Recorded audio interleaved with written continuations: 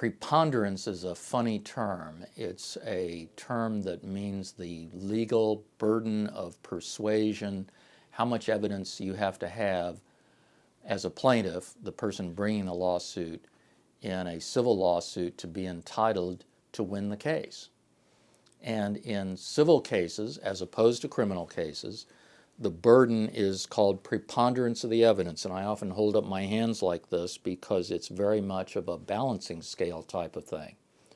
Whoever tips the scales even slightly in their favor, 51% sometimes it's called, if you got 51% of the evidence on your side, you are legally entitled to win that case.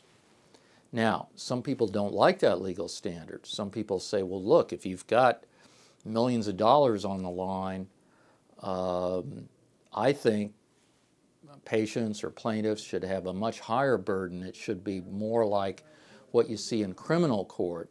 In criminal court, as we all know, the prosecutor has to prove his or her case beyond a reasonable doubt. That means you've got to eliminate pretty much all the realistic possibilities that the defendant is not guilty.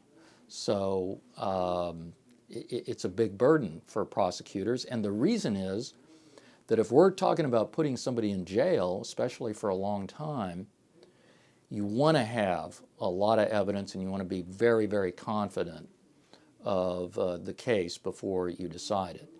When it involves money damages, the burden is less. Still is a lot, because coming up with more than half the evidence in your favor, if it's a murky situation, lots of plaintiffs fail to meet that burden.